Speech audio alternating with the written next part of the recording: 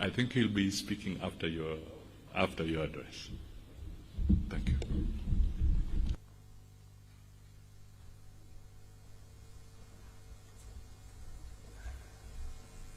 Thank you very much, PCS.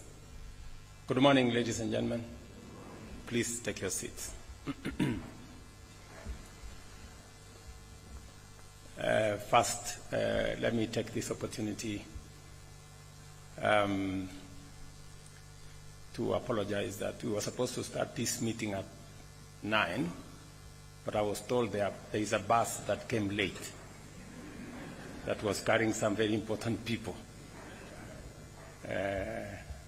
So I hope next time the bus will keep time.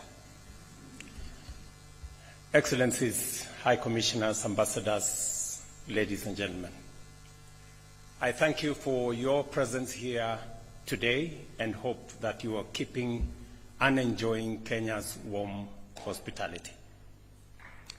Let me join PCS in saying Happy New Year. Not long ago, we gathered to mark 60 years of Kenya's diplomatic journey and the 61st Jamhuri Day, both momentous milestones reflecting our resilience and commitment to international cooperation. Over the years, Kenya has worked tirelessly with many of the nations and organizations represented here to address pressing bilateral and multilateral issues.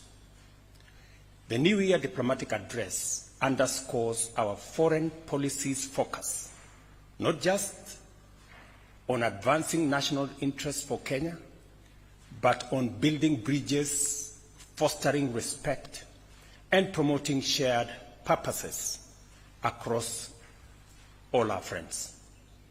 Your presence highlights the importance of our collective efforts in strengthening diplomatic ties.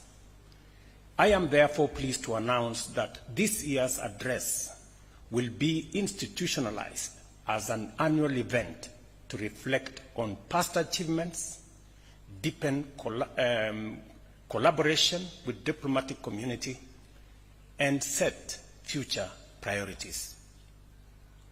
Regular engagements will enhance mutual understanding and strategic alignment on many issues that affect all our nations. Ladies and gentlemen, Excellencies, Kenya's commitment to diplomacy has allowed us to forge strong global relationships. Since independence, we have expanded our diplomatic footprint from 6 missions to now 70 stations across the world. We continue to prioritize regional integration, intra-African ties, economic diplomacy, and global peace and security. To better engage our diaspora, the State Department for Diaspora Affairs was established in 2022 to protect, empower, and support Kenyan citizens abroad. I'm very proud of what that State Department has managed to achieve in the last 2 short years. In December, I launched the revised Kenya Foreign Policy 2024, aligning our diplomatic strategy with evolving global dynamics. This policy reaffirms our commitment to international partnerships, regional cooperation, sustainable development, and positioning Kenya as a key player in global affairs. Our foreign policy priorities include deepening diplomatic ties, championing Pan-Africanism, expanding international cooperation, enhancing regional stability, fostering economic development, advocating climate justice, addressing global health challenges, and pursuing an equitable reform process in both international finance and international governance. Excellencies, ladies and gentlemen, Kenya's diplomacy continues to strengthen as reflected in our vibrant civil society, free press, and active citizenry. Our Constitution upholds transparency, inclusiveness, and good governance, cementing our status as a stable democracy. Democracy extends beyond elections. It is about national unity and shared responsibility. We have embraced an inclusive governance model that fosters cohesion across political, regional, and social divides. Africa's youthful population presents both opportunities and challenges. We see Kenya's growing youth demographic as a strength. Our policies focus on job creation, entrepreneurial support, and investments in technology and creative economy.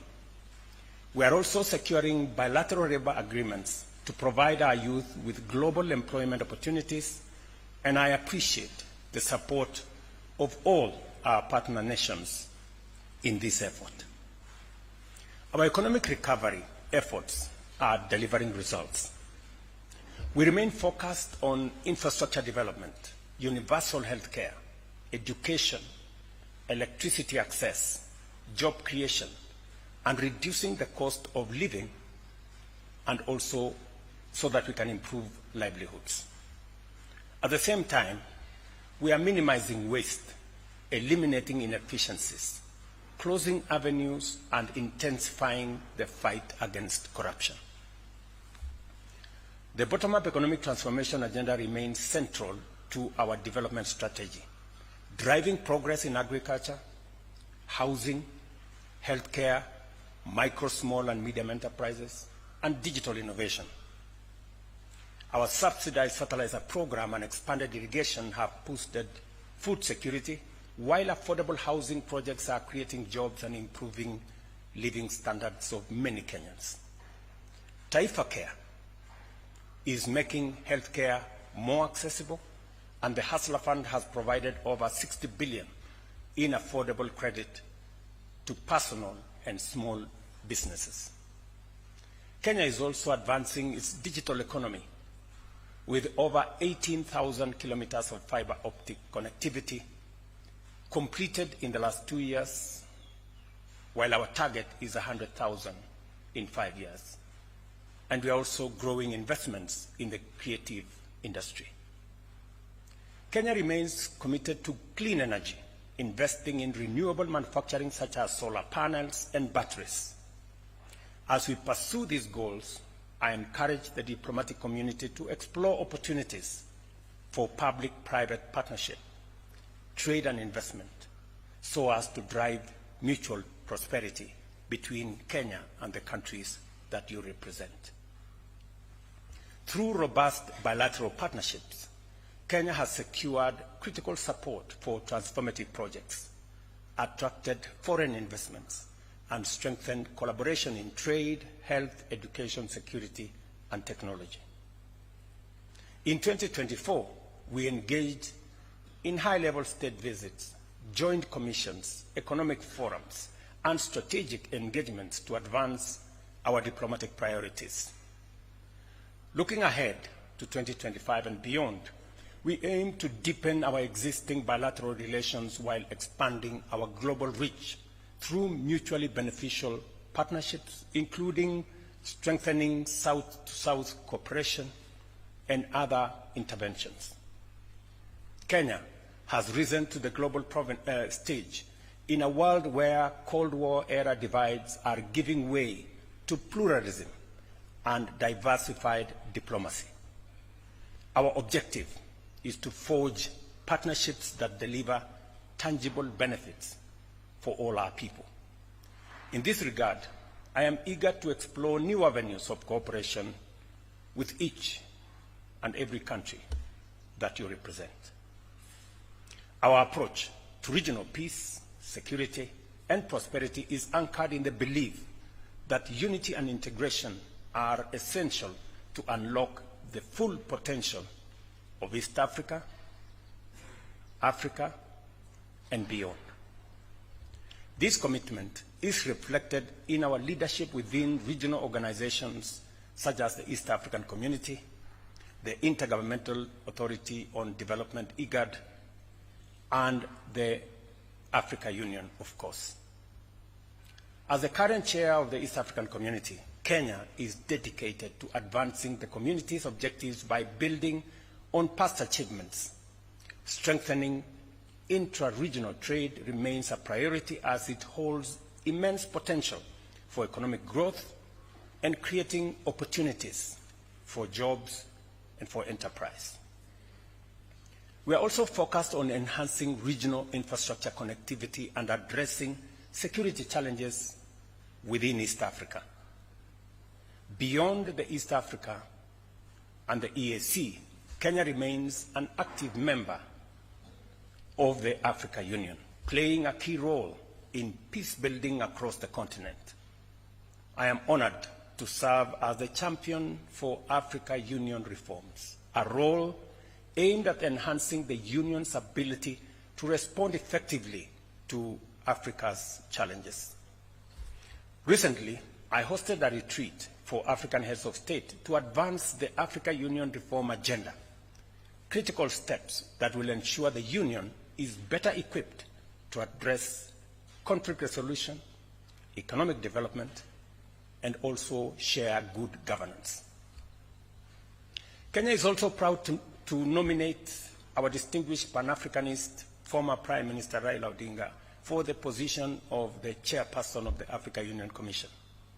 His candidacy reflects Kenya's broader vision of strengthening African institutions to better serve our continent's people. Excellencies, ladies and gentlemen, peace and security remains central to Kenya's vision for a stable and prosperous region. Over the years, we have played a key role in mediating conflicts and addressing some of the most complex security challenges in our region. Kenya remains a reliable partner in regional and international peace and security efforts. Over the weekend, I was in Dar es Salaam, Tanzania, co-chairing the first ever EAC SADC Joint Summit on the security situation in the DRC.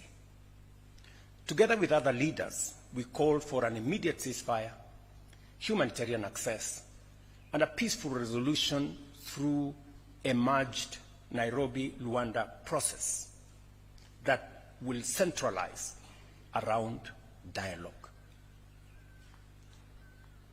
We made it very clear that there cannot be, and there is no possibility, of a military solution to this DRC problem. It is regrettable that diplomatic missions and peacekeeping forces, including SADC and UN personnel, have come under attack in DRC. We urged the DRC government to ensure the safety of diplomatic staff and peace missions. Peace initiatives such as the DRC process require sustained funding. However, many efforts falter due to inconsistent financing, leading to delays that create vacuums and risk further violence.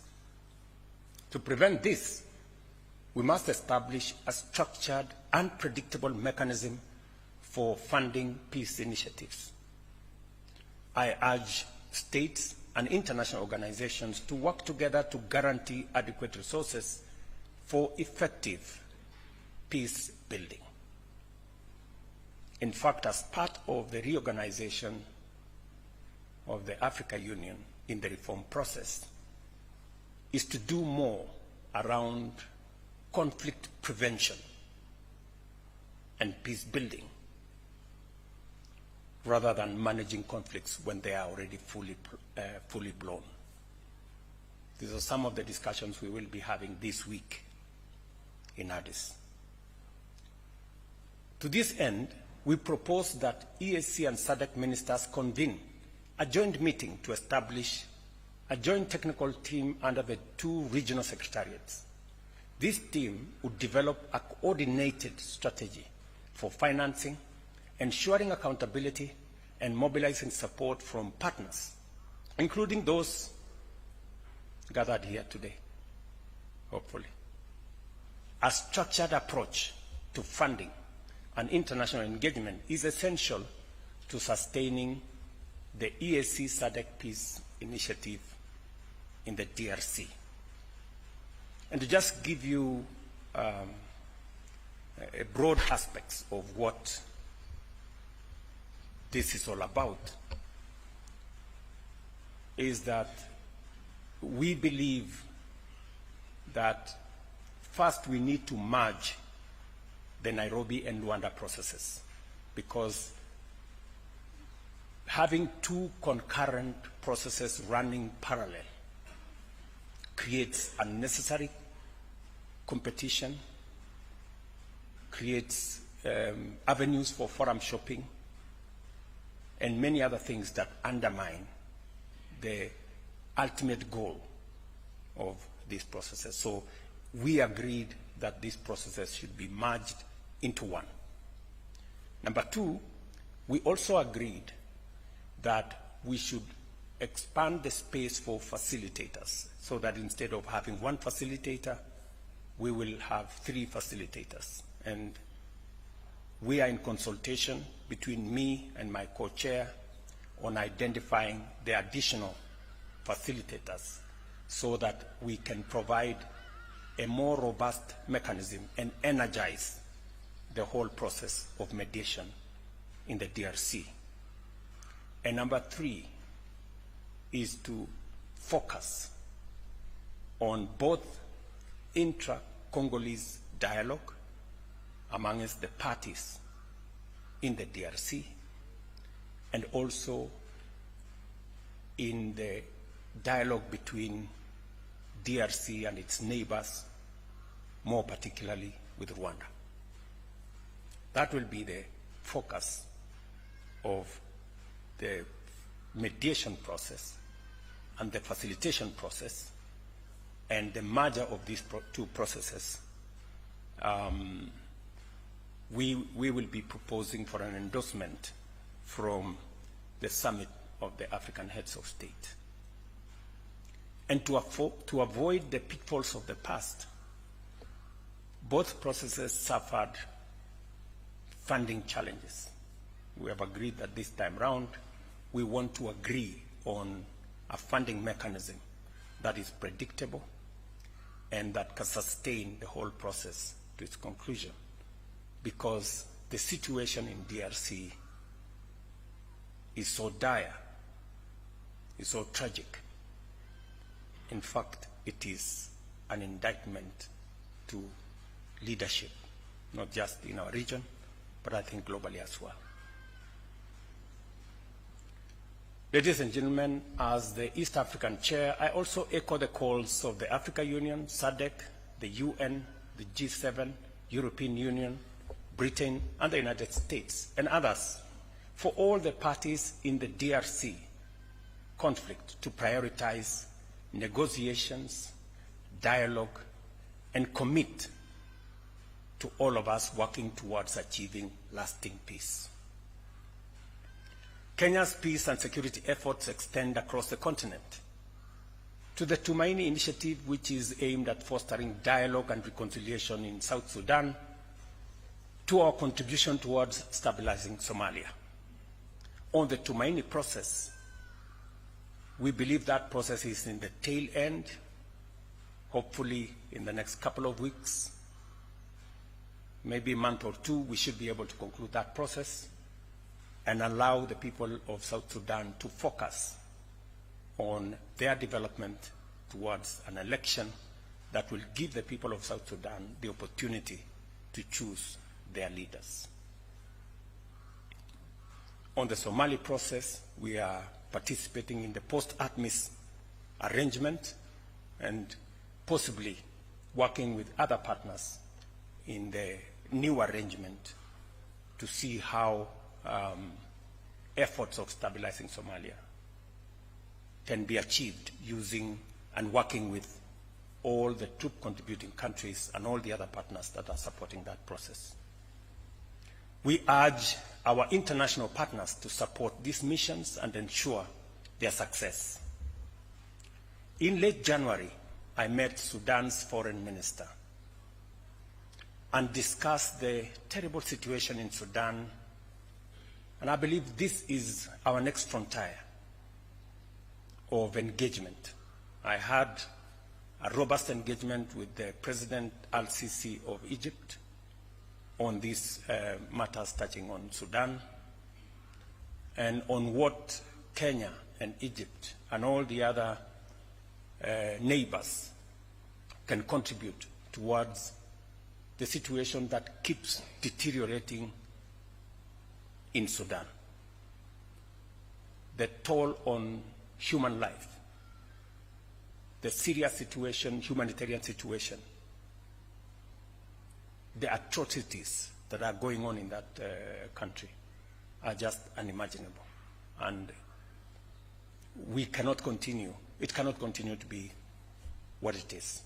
And therefore, even as we hem in on Somalia and on DRC and concluding what we are doing in South Sudan, Sudan must of necessity be the next frontier for us to focus. Beyond Africa, Kenya is also contributing to global security through the Multinational Security Support Initiative in Haiti, demonstrating our commitment to Pan-African solidarity wherever it is needed. I invite the diplomatic community to encourage their governments to join us in this vital humanitarian and multilateral effort. I must thank countries that have worked with us, El Salvador and all the other countries, Jamaica, and of course the support of the United States and the UN family in advancing the cause of peace and stability in Haiti. Kenya remains steadfast in its commitment to multilateralism, recognizing international cooperation as an essential to address global challenges. As the host of the only UN headquarters in Africa and the Global South, the UN office in Nairobi, alongside UNEP and UN Habitat, Kenya continues to champion multilateral engagement. Our leadership in environmental and climate diplomacy is guided by the outcomes of the Africa Climate Summit in 2023, which emphasized the need for increased climate adaptation and mitigation financing. These commitments continue to shape our priorities in the new year. We are actively working to enhance Nairobi's position as a hub for multilateral diplomacy by ensuring international organizations enjoy necessary privileges. We continue to expand infrastructure and to enhance our security situation, not just in Kenya, but more specifically in Nairobi. However, the evolving global landscape calls for urgent reforms to make multilateral institutions more responsive to the needs of all nations. Kenya strongly supports UN reform, particularly greater representation for Africa. With 54 member states, 28% of the UN's membership, Africa must have a stronger voice to uphold fairness and equality in global decision-making. We hold similar views regarding international financial institutions. Kenya supports efforts to reform the global financial architecture, ensuring fair debt restructuring, climate financing, and development support. I urge our esteemed partners to back these necessary reforms for a more equitable and just economic system. Kenya's efforts to secure concessional funding through IDA window of the World Bank, that I championed during the IDA 21 Replenishment Summit in Nairobi, resulted in raising US $100 billion, the highest ever. This was a monumental step as we work towards assisting 75 countries that are least developed, a majority of whom are in our continent. On environmental matters, inaction, and geopolitical divisions only heighten the risk we all face. Climate threats do not recognize borders. They demand a collective global response. I urge nations and world leaders to recognize climate action as an imperative for survival and for shared responsibility. Kenya remains committed to collaborating with like-minded nations to push the climate agenda forward. Domestically, Kenya has made remarkable progress in transitioning to a green economy, with over 93% of our grid electricity generating from renewable resources such as geothermal, wind, and solar. Our national tree planting and restoration campaign, targeting 15 billion trees by 2032, is on course. In 2024, our efforts led to the planting and growing of 750 million trees. As we approach COP30, we call on international partners to honor their climate financing commitments.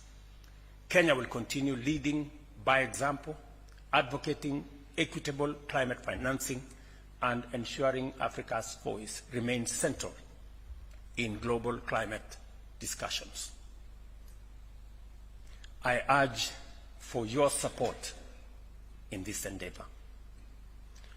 Excellencies, ladies and gentlemen, I commend the diplomatic missions and international organizations in Kenya for their cooperation, goodwill, and support. Your contribution in trade, investment, health, education, technology transfer, infrastructure development, capacity building, and security are invaluable. Kenya deeply values the expertise and resources you bring to our shared efforts. The diplomatic community serves as a vital bridge between nations, fostering dialogue and cooperation. I invite you to engage freely with our government on matters of mutual interest. Kenya remains your dependable and committed partner in bilateral, regional, and global affairs. As we embark on this new year, I extend my warmest wishes for a prosperous and impactful year ahead. Let us strengthen our partnerships to ensure that our collective efforts translate into meaningful progress for our people and for the world. Once again, thank you for your continued support and collaboration, and may God bless you. Thank you very much.